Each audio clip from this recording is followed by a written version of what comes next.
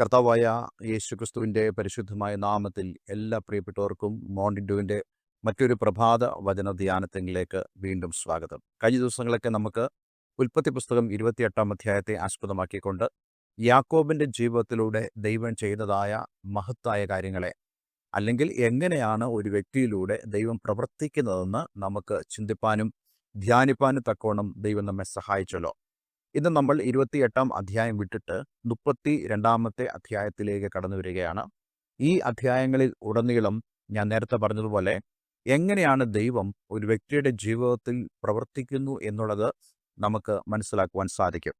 പലപ്പോഴും നമ്മളെല്ലാം ആഗ്രഹിക്കുന്നത് ദൈവം നമ്മുടെ ജീവിതത്തിൽ ഒറ്റപ്പെട്ട പ്രവൃത്തികൾ ചെയ്യണം എന്നുള്ളതാണ്. അതായത് നമ്മുടെ മുമ്പിൽ ഒരു ആവശ്യം കടന്നു വരുമ്പോൾ ദൈവം നമുക്ക് വേണ്ടി ചെയ്യണം, ദൈവം തൻ്റെ അത്ഭുതം നമുക്ക് വേണ്ടി വെളിപ്പെടുത്തണമെന്ന് നമ്മൾ വളരെയധികം ആഗ്രഹിക്കുന്നു. എന്നാൽ ദൈവം എന്താണ് ആഗ്രഹിക്കുന്നത് എന്നാണ് നമ്മൾ ചിന്തിച്ചുകൊണ്ടിരുന്നത്.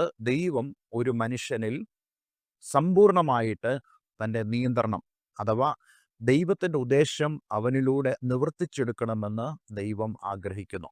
ഇന്ന് എന്നെ കേൾക്കുന്ന അനേക പ്രിയപ്പെട്ടവരും എല്ലാവരും തന്നെ, അല്ലെങ്കിൽ മനുഷ്യർ എല്ലാവരും തന്നെ ആഗ്രഹിക്കുന്ന കാര്യം തങ്ങളുടെ ജീവിതം തങ്ങളാൽ തന്നെ നയിക്കപ്പെടുവാനും ഈ ലോകത്തിൽ തങ്ങളുടെ ആഗ്രഹങ്ങൾക്കൊത്തവണ്ണം ഒരു ജീവിതം നയിപ്പാനും എവിടെങ്കിലും ഒരു പ്രശ്നം വരുമ്പോൾ അവൻ ദൈവത്തിൻ്റെ മുഖത്തേക്ക് നോക്കുകയും ദൈവമേ എന്നെ സഹായിക്കണമെന്ന് ആവശ്യപ്പെടുകയും ചെയ്യാറാണ് പതിവ്. എന്നാൽ അതിൽ നിന്നും വിഭിന്നമായിട്ട് ദൈവം എന്താണ് ഒരു മനുഷ്യൻ്റെ ജീവിതത്തെക്കുറിച്ച് ഉദ്ദേശിക്കുന്നതെന്ന് നമുക്ക് യാക്കോബിൻ്റെ ജീവിതത്തിലൂടെ മനസ്സിലാക്കുവാൻ സാധിക്കുന്നു. അതുകൊണ്ട് ഇന്നെന്നെ കേൾക്കുന്ന പ്രിയമുള്ളവരെ, ദൈവം ആഗ്രഹിക്കുന്ന കാര്യം നാം സമ്പൂർണമായിട്ട് ദൈവത്തിൻ്റെ ആ ഹിതത്തെങ്കിലേക്ക്, അല്ലെങ്കിൽ ദൈവത്തിന് നമ്മെ തന്നെ സമർപ്പിച്ചു കൊടുക്കണം എന്നുള്ളതാണ് ദൈവം ആഗ്രഹിക്കുന്നത്.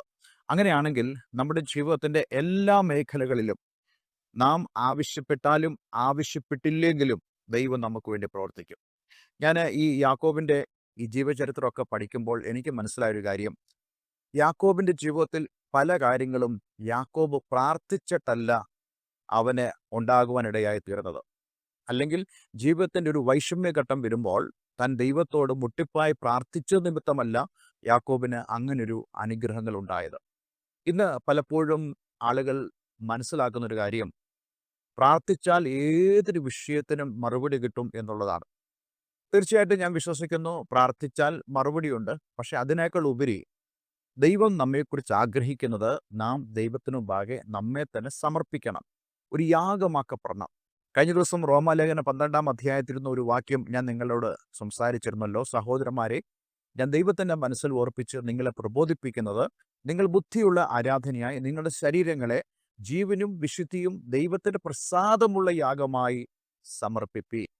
അതായത് നമ്മൾ ഞായറാഴ്ച മാത്രമല്ല യാഗം അർപ്പിക്കേണ്ടത്, ഏതെങ്കിലും ഒരു പ്രത്യേക ദിവസം മാത്രമല്ല യാഗം അർപ്പിക്കേണ്ടത്, നമ്മുടെ ജീവിതം മുഴുവൻ തന്നെ ദൈവത്തിന് യാഗമായി സമർപ്പിക്കണം. എന്ന് പറഞ്ഞാൽ നാം നമ്മെ തന്നെ പൂർണ്ണമായും ദൈവകരങ്ങളിലേക്ക് ഏൽപ്പിക്കുമ്പോൾ, നമ്മൾ പ്രാർത്ഥിച്ച് ആവശ്യപ്പെടുമ്പോൾ മാത്രമല്ല, ആവശ്യപ്പെടാത്തപ്പോഴും ദൈവത്തിൻ്റെ ആ വലിയ നിയന്ത്രണം നമ്മുടെ ജീവിതത്തിലുണ്ടായിരിക്കും.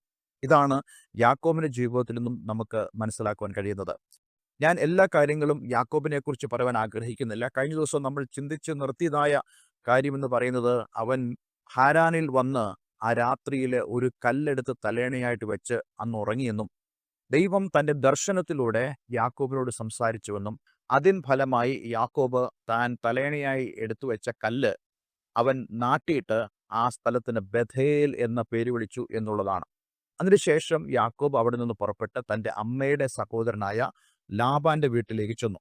അവിടെ ചെന്ന്, ഞാൻ ചുരുക്കത്തിൽ പറയുകയാണ്, ലാബാന്റെ പെൺമക്കളെ ഈ യാക്കോബ് വിവാഹം കഴിക്കുകയും എന്ന് മാത്രമല്ല, ലാബാനെ സേവിച്ച് അവൻ ധാരാളം സമ്പത്ത് ഉണ്ടാക്കുവാനിടയായി തീർന്നു. അനേകം ആടുമാടുകളും ദാസീദാസന്മാരും ഒക്കെയും ഈ യാക്കോബിന് ലഭിക്കാനിടയായി തീർന്നു.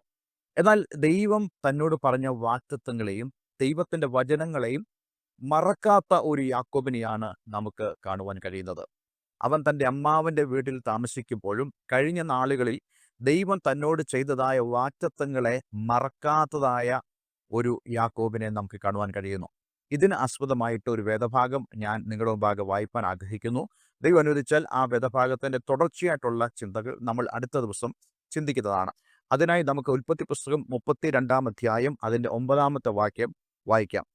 പിന്നെ യാക്കോബ് പ്രാർത്ഥിച്ചത്, എൻ്റെ പിതാവായ അബ്രഹാമിൻ്റെ ദൈവവും എൻ്റെ പിതാവായ ഇസഹാക്കിൻ്റെ ദൈവമായുള്ളവേ, നിന്റെ ദേശത്തേക്കും നിന്റെ ചാർച്ചക്കാരുടെ അടുക്കിലേക്കും മടങ്ങിപ്പോക, ഞാൻ നിനക്ക് നന്മ ചെയ്യുമെന്ന് എന്നോട് അരുളി ചെയ്ത യഹോവേ. ഈ ഒരു വാഗ്ദത്തവും ഉപദേശവും കൊടുത്തിരിക്കുന്നത് ഉൽപ്പത്തി പുസ്തകം 31 അധ്യായം അതിൻ്റെ 3 വാക്യത്തിലാണ്. അപ്പോൾ യഹോവ യാക്കോബിനോട്, നിന്റെ പിതാക്കന്മാരുടെ ദേശത്തേക്കും നിന്റെ ചാർച്ചക്കാർ അടുക്കിലേക്കും മടങ്ങിപ്പോക, ഞാൻ നിന്നോടുകൂടെ ഇരിക്കും എന്ന് അരുളി ചെയ്തു. ഈ ഒരു ഉപദേശവും ഈ ഒരു വാഗ്ദത്തവും യാക്കോബ് മറന്നുപോയില്ല. ജീവിതത്തിൻ്റെ വളരെ നിർണായകമായ അവസരത്തിൽ പോലും ദൈവത്തിൻ്റെ വാഗ്ദത്തങ്ങളെ മുറുകെ പിടിക്കുന്ന ഒരു യാക്കോബിനെയാണ് നമുക്കിവിടെ കാണുവാൻ കഴിയുന്നത്. നമുക്കൊരു വളരെ വ്യക്തമായൊരു പാഠം ഈ വേദഭാഗത്തു നിന്നുണ്ട്. ഒരിക്കലും ദൈവം നിങ്ങളോട് വ്യക്തിപരമായി സംസാരിച്ചതായ ദൈവത്തിൻ്റെ വചനങ്ങളെയും അവൻ്റെ വാഗ്ദത്തങ്ങളെയും നിങ്ങൾ മറന്നു പോകരുത്. ഒരുപക്ഷെ നിങ്ങൾ ചിന്തിക്കുന്നുണ്ടാകാം, എന്നോട് ദൈവം വ്യക്തിപരമായിട്ടൊന്നും സംസാരിച്ചിട്ടില്ല. അതിൻ്റെ കാരണം നാം പലപ്പോഴും ദൈവത്തിൻ്റെ മുമ്പാകെ വ്യക്തിപരമായി ചെല്ലാറില്ല എന്നുള്ളതാണ്. വ്യക്തിപരമായി ചെന്നെങ്കിൽ മാത്രമേ ദൈവത്തിന് നമ്മളോട് സംസാരിപ്പാൻ കഴിയത്തുള്ളൂ. ഇപ്പോൾ ഞാൻ സുവിശേഷ വേലയിൽ അല്ലെങ്കിൽ കർത്താവിൻ്റെ ശുശ്രൂഷ നിൽക്കുന്ന ഒരാളാണല്ലോ. ആളുകളുടെ എല്ലാം മുമ്പിൽ വെച്ച് ആളുകൾക്ക് എന്നോട് വ്യക്തിപരമായി സംസാരിക്കാൻ വളരെ ബുദ്ധിമുട്ടുണ്ടാകും. പക്ഷേ എന്നോട് വ്യക്തിപരമായി ഒരാൾക്ക് സംസാരിക്കണമെങ്കിൽ അവർ വ്യക്തിപരമായി തന്നെ വന്ന് കണ്ടെങ്കിൽ മാത്രമേ സംസാരിക്കാൻ കഴിയത്തുള്ളൂ. എന്ന് പറയുന്ന പോലെ ദൈവത്തോട് നമുക്ക് വ്യക്തിപരമായി സംസാരിക്കാൻ കഴിയണമെങ്കിൽ ദൈവത്തോടുള്ള വ്യക്തിപരമായ ബന്ധത്തിലേക്ക് നമ്മൾ കടന്നു വരണം. ഇതിലേറ്റവും പ്രധാനപ്പെട്ട കാര്യം ദൈവത്തെ പോലെ നാം ആവുക എന്നുള്ളതാണ്. അതായത് ദൈവത്തിൻ്റെ ആ വിശുദ്ധിയിലേക്ക് നമ്മൾ കടന്നു വരിക എന്നുള്ളതാണ്. കർത്താവ് യേശുക്രിസ്തു മൂലം ആ വിശുദ്ധിയിലേക്ക് പ്രവേശിപ്പാനുള്ള വഴി പിതാവായ ദൈവം നമുക്ക് ഒരുക്കി തന്നിട്ടുണ്ട്. അതുകൊണ്ട് ഇന്നെന്നെ കേൾക്കുന്ന പ്രിയമുള്ളവരെ, ദൈവസന്നിധിയിലേക്ക് നിങ്ങൾ വ്യക്തിപരമായി കടന്നു ചെന്നാൽ നിങ്ങളോട് വ്യക്തിപരമായി ദൈവം സംസാരിക്കും.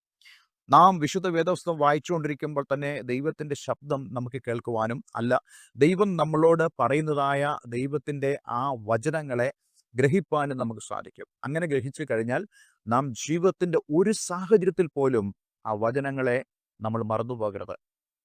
അങ്ങനെ ആ വചനങ്ങളെ മറന്നുപോകാതെ നാം മുറുകെ പിടിച്ചാൽ നമ്മുടെ പ്രാർത്ഥനയിലാകട്ടെ, ദൈവത്തോടുള്ള കമ്മ്യൂണിക്കേഷനിലാകട്ടെ, നാം ഈ കാര്യം പറയുമ്പോൾ തീർച്ചയായിട്ടും ദൈവത്തെ നമ്മൾ ഓർമ്മിപ്പിക്കുന്നവരും അതേപോലെ തന്നെ ദൈവത്തിൻ്റെ പ്രവൃത്തിയെ അതിശീഘ്രത്തിൽ നമ്മുടെ ജീവിതത്തിൽ വെളിപ്പെടുത്തുന്നവരും ആയിത്തീരും.